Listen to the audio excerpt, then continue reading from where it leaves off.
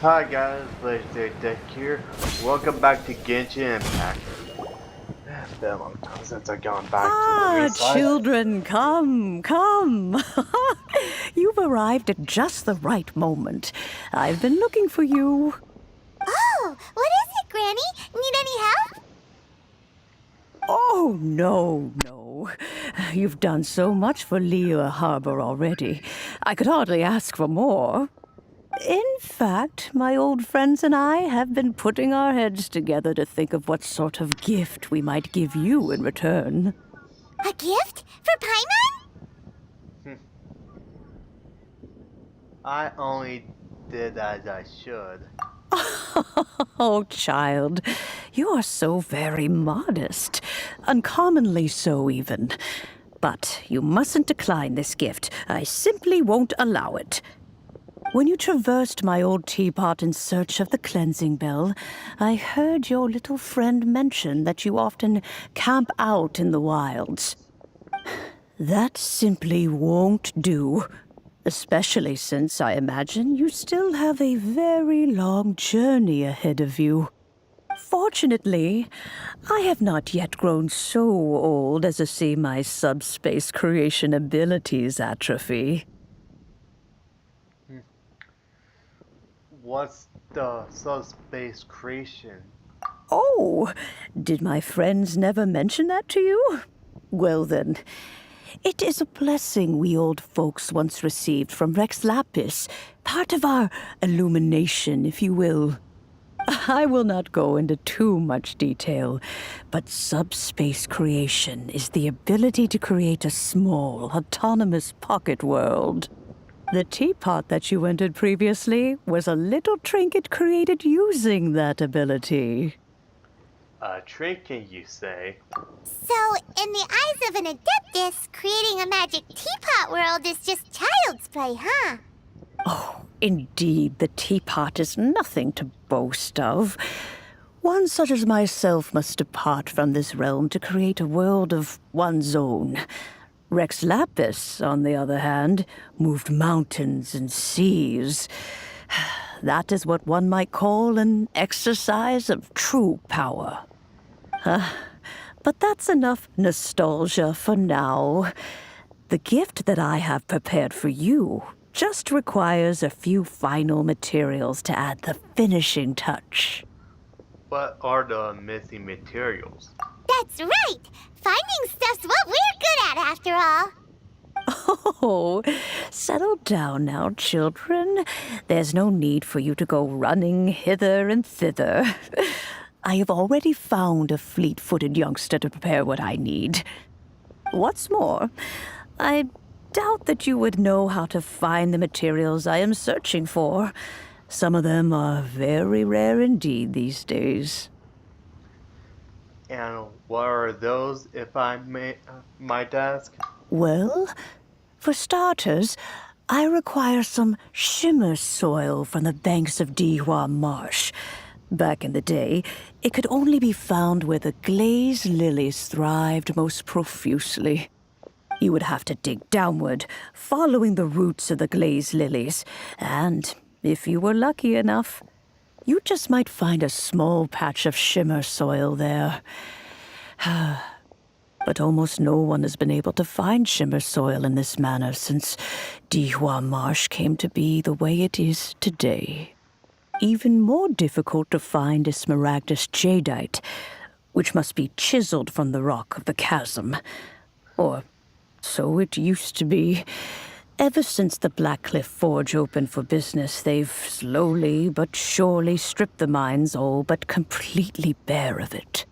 In any case, smaragdus jadeite is an adepti treasure, and the adeptal power within is not something that most humans can withstand.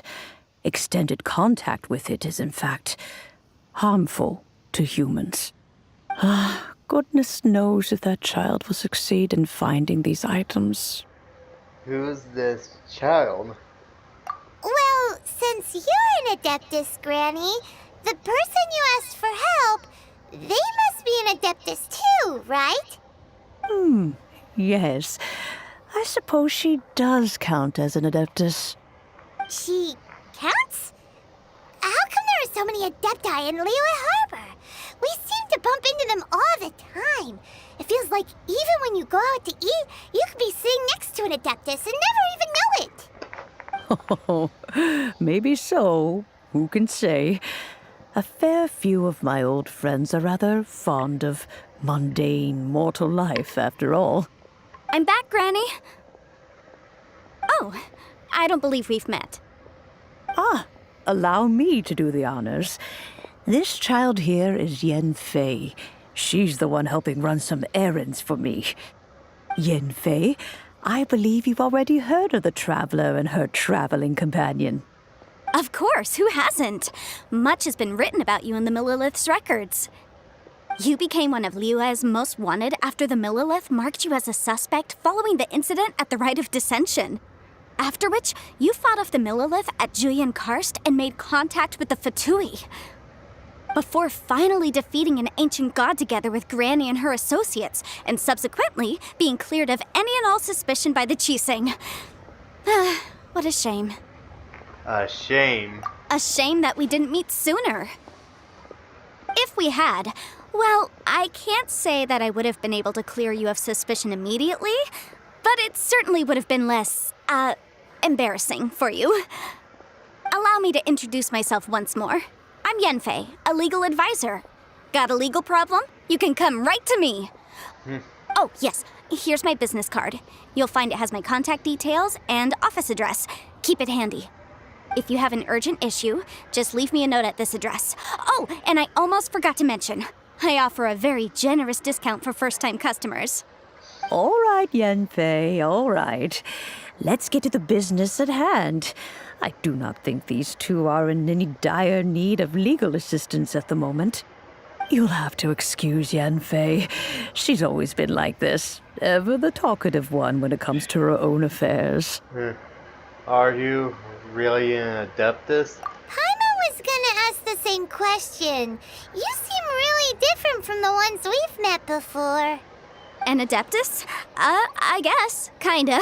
My old man said he was one anyway. He mentioned that he once campaigned with Rex Lapis for a long old time, and then after that was all over, he went back and married my mom. They had me, and once I was all grown up, the two of them upped and left on a journey, leaving me with Granny here. Okay. Well, that's a bit casual for an Adeptus. Aren't you guys supposed to sign solemn contracts to protect Liyue Harbor and all that stuff? What do you mean he just went back to get married? Well, my dad did say that he'd talked it through with Rex Lapis and that he was fine with it. Even contributed towards the wedding gift, apparently. Anyway, let's not dwell on that too much. So, Granny, I've gotten a hold of most of the stuff you asked for, except for Smaragdus Jadeite. I couldn't find any at all. Is that so? But Smaragdus Jadeite is really rather essential. Yenfei, are you sure you can't find some other way? They have helped Liyue greatly, after all. It is only right that they are duly rewarded. I know, Granny, you've told me 1,000 times already. Well, the chasm's definitely a no-go, but there's still a chance we can figure out some alternative means of procurement. Hold on a moment. Let me have a look. Look out in there. Whoa, that's a really thick book. What kind of things do you write in there? Commercial consultancy. Or Snezhnaya. Ah, found him. Krusel. A Snezhnayan merchant who once came to me with some legal queries on certain articles in the legal codices. If my memory serves, all of them had to do with rare ores. He mentioned that he was considering acquiring some Smaragdus Jadeite to make hairpins, and wanted to know if there were any legal ramifications that he should be aware of. Said he was planning to sell them in Snezhnaya. So, I guess I'll go look for him. With any luck, he'll have gotten his hands on some Smaragdus Jadeite, or might have an idea of where we can find some. We'll come with you. Oh, you want to join me? I suppose that's no problem, but it's best if you just stand by and watch. If you try to get involved, you'll only risk placing yourself in legal jeopardy. Wow, An Adeptus imploring us to avoid incurring legal liability. Well, that's a first for sure. Best we be a little more careful than usual while we're with her.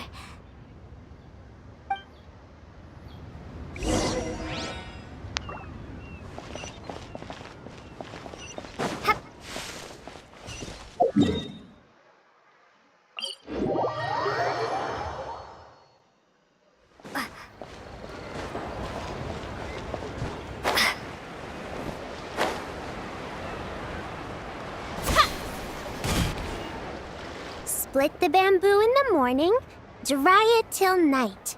Shape and bend it nice and tight. Cross the strands to form a pattern, coat in silk, and you have a lantern. That's how you remember how to make a show lantern. Did you get all that, Chi-Chi?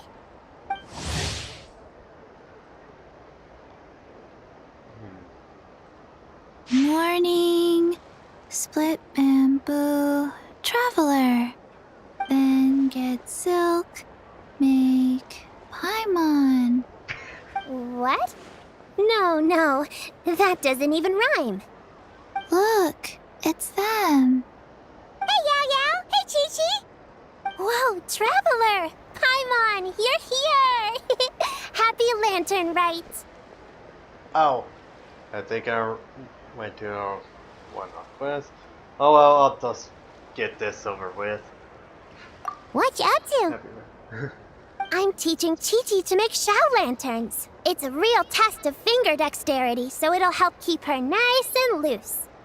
Yes, I do finger exercises to be a nimble zombie. Wanna try too, you two? Thanks. But I already know how. Oh, okay. Well, we need a whole bunch this year so it doesn't get too dark at night. Too dark? What does that mean? Dr. Baiju has patients who got hurt walking at night. The moon disappeared, so it was too dark to see. The moon disappeared? Like, behind the clouds? It was Jeonju, the moon devourer. Jeonju the who? Changshan told me about it, but now I forgot. It's an old myth from Chenyu Vale about a giant toad in the sky that eats the moon. What? The moon gets eaten? It's just a story. It's not like there's actually a giant toad in the sky. I asked Master about it, and she said myths are just insights into how the people of the past understood the world. So, did the moon really disappear? Well, I didn't see it that night. But I've checked several nights since, and it's been there same as ever. According to Chi-Chi, though, the Ministry of Civil Affairs sent someone to do some kind of serious investigation. So, I don't know. Maybe something did happen. The Ministry of Civil Affairs? This is starting to sound bad. It's okay. You can fly. Even if it's too dark, you won't fall and get hurt. Yeah, exactly. So turn that frown upside down, Paimon, or someday you'll get a whole bunch of wrinkles and wake up looking like an old granny. What? Okay. No more frowning. But the Traveler can't fly. She could still fall and hurt herself, right? Don't worry. That's what the shout lanterns are for. As long as we make enough, Liyue Harbor will never go dark. Yeah, and there's the giant lantern too. Oh, right. I almost forgot. Look, this year's...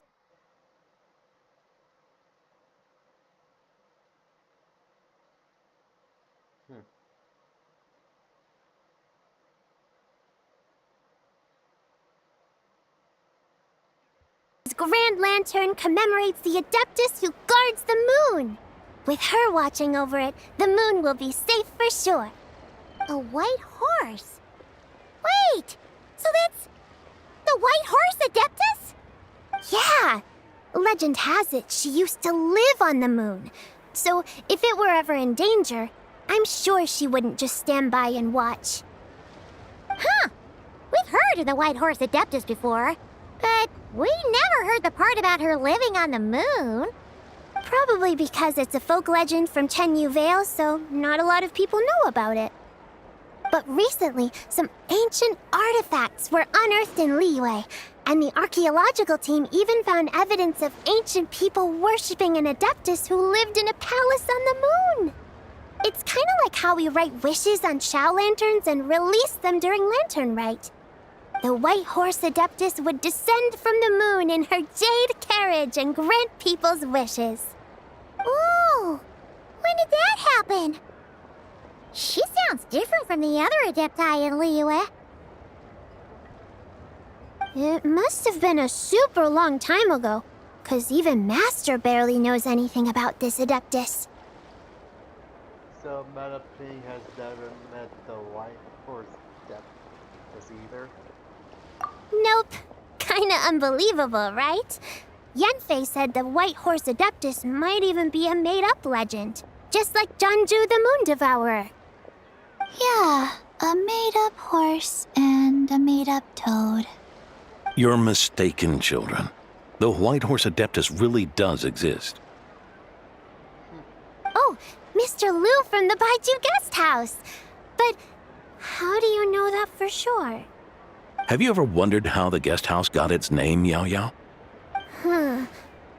Baiju... White Colt. So, it's named after the White Horse Adeptus? That's right. And that's because one of my ancestors was once blessed by the White Horse Adeptus. Wait, really? Tell us more! Tell us more! It was a long, long time ago, when this ancestor of mine was still a young girl. She was out gathering herbs and accidentally fell off a cliff, but the White Horse Adeptus rescued her. Oh, that's it? Paimon was expecting something a bit more... special? We've heard a whole bunch of stories like that before. Patience, young one. Let me finish. After the White Horse Adeptus saved my ancestor, she told her a story about the moon and the ancient kingdom of Langan. My ancestor was so captivated that she completely lost track of time. So much so, in fact, that when she returned to her village, she found nothing but a desolate ruin in its place. It was as if, without her knowledge, countless years had passed in the mortal world. Huh? The most extraordinary part of all is that it turned out to be a dream. When she woke up, she found herself at the bottom of the cliff, right where she had fallen. Other than her medicine basket, now filled to the brim with rare herbs, it was as if nothing had happened, until out of nowhere, a horse's whinny echoed through the air, and when she looked up, she saw a pristine white horse leaping over the cliff. A white horse leaping over the cliff? Wow, that sure is a crazy story. But now, it's starting to sound a bit too far-fetched. Another skeptic. You sound just like my son. But I know it's true.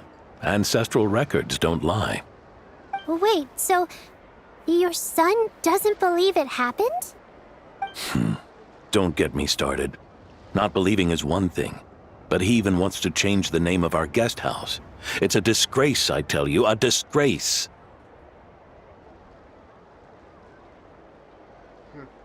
Why does he want to change the name? Well, it was getting about time for him to take over the guest house. And what's the first thing he does? Starts going on about how the name doesn't attract enough customers and how we're losing business to Wangshu Inn. Can you believe that? As if Baiju Guest House and Wangshu Inn aren't miles apart from each other. Oh, what about something like the Geo Lord's Rest? combats that would get people through the doors. Geo-Lord's Rest. I like that one. This isn't about getting people through the doors. This is about disrespecting our ancestors. Oh, White Horse Adeptus, my wish is this. Let your divine power be known. Teach my foolish son the error of his ways. Paimon wants to learn more about this Adeptus. Hey, maybe we should ask Zhang Li. Good idea! Mr. Zhang Li is super knowledgeable. He can answer questions even Master has no clue about. Any idea where we can find him? Yeah, we just saw him having tea at third round knockout. Alright, then that's our next stop. Chi-Chi and I are gonna keep making Shao lanterns. Careful on the road. Goodbye, Paimon. Goodbye, traveler.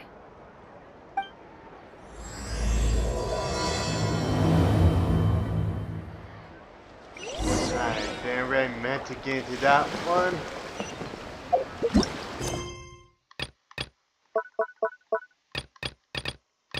Yeah, meant to do this.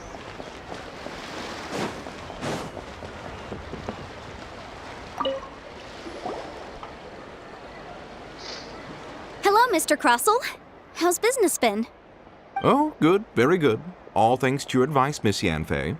What brings you here today? You're too kind. I was simply doing my job. Now, I believe that the last time we met, you mentioned that you were looking to source some Smaragdus jadeite to make hairpins. Have there been any further developments on this front? Well, yes. As a matter of fact, in the end, I did acquire a small piece of Smaragdus jadeite and had it fashioned into a pair of hairpins. Miss Yanfei, might I presume that you have an interest in the hairpins? I must apologize. I've already rented them out to a lady named Zhi Qiao.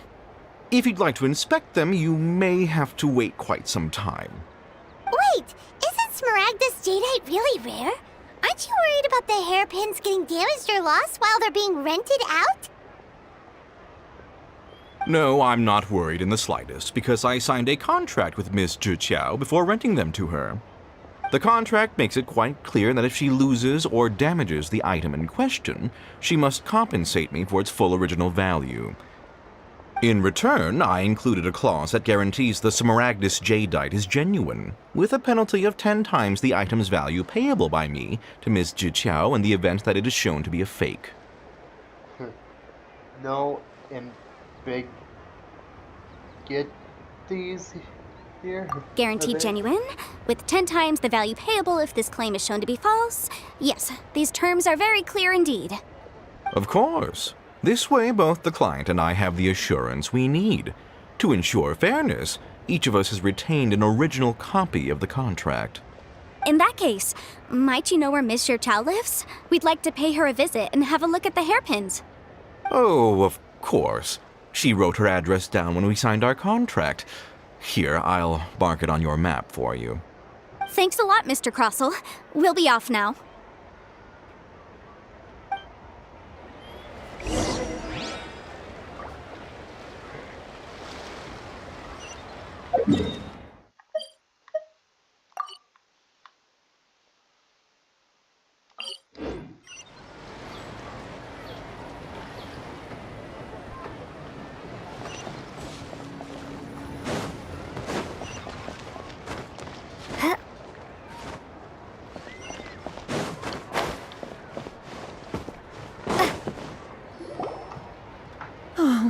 Whatever shall I do?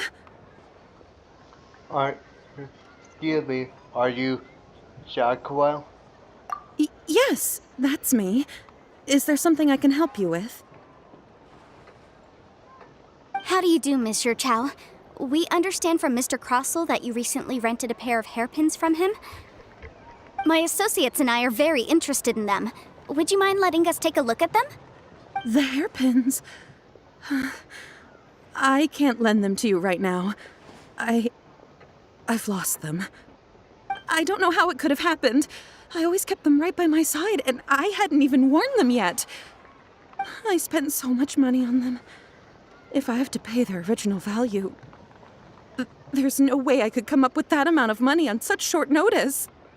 Why do you need them in the first place? My family is in the ore business too, but business has been suffering ever since the chasm was sealed off. We now have a backlog of paid-up orders just sitting around, so we've been having to purchase some stock from other ore merchants to complete them. A big banquet is coming up in a few days, and several ore merchants I know of will be there. I need this opportunity to mingle and discuss prices. That's what the hairpins were for, to keep up appearances. I can't have them looking down on me. But now that I've lost the hairpins, what will I do? Why does Paimon have a sudden strong sense of deja vu? Maybe because this is part we could say we can help. Would you really? I sent a commission to the Adventurers Guild, but I haven't heard anything back from them yet. Hold on.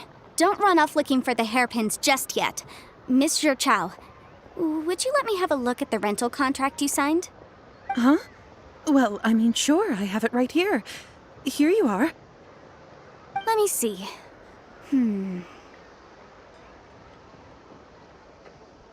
That's right! Yanfei said she's a legal advisor, didn't she? Maybe she can help Juqiao somehow.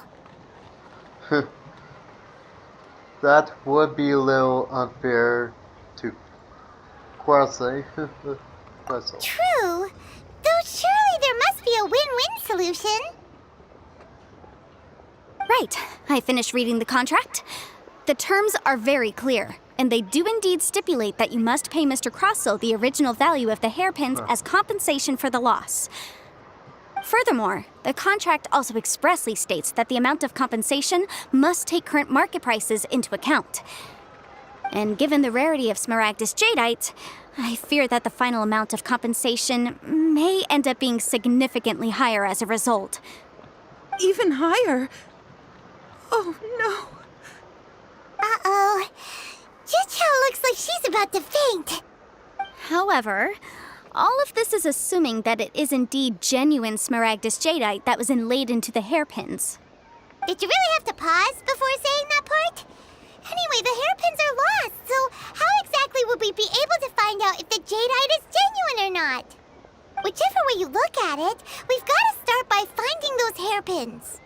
Except that if we found the hairpins, there'd no longer be any need to check whether the jadeite is genuine, would there? Seems right. Please, don't trouble yourselves over this. The fact is, I lost the item, and I should pay compensation per the contract. It's such huge sum of money, though. However much it is, I will have to pay it. My family are merchants, after all. It's vital that we keep our word and respect our contracts. Now that it's come to this, I really shouldn't keep Crossell in the dark any longer. I'll go and inform him of the issue, and then negotiate the amount of compensation.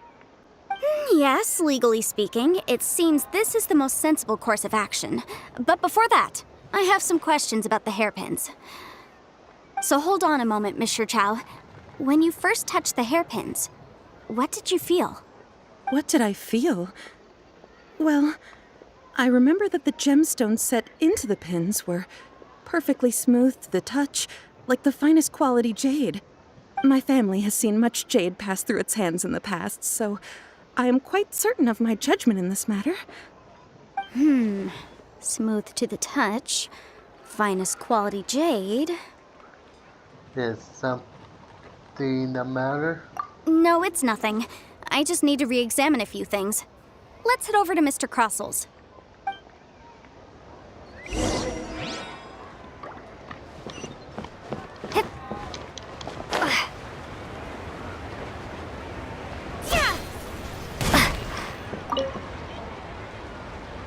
Ah, Miss Yanfei, you've returned.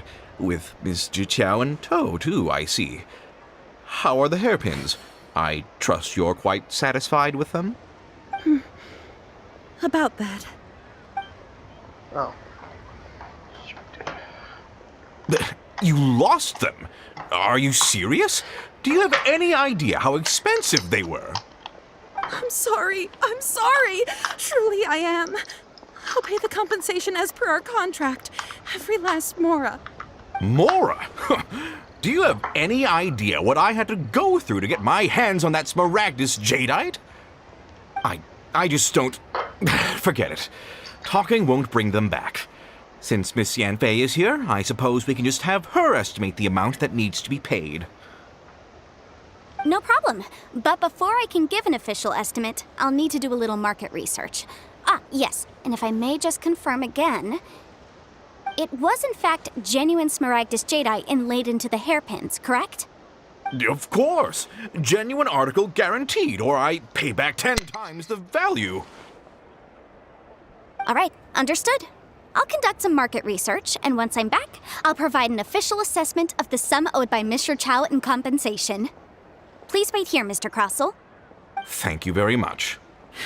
How could she lose my hairpins? She'd better pay every last mora that they're worth.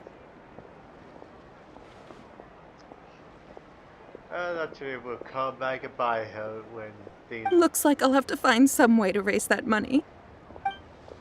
Please wait, Mr. Chow. I have something to discuss with you.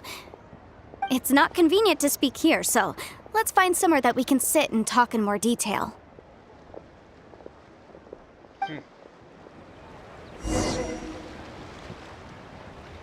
Yeah.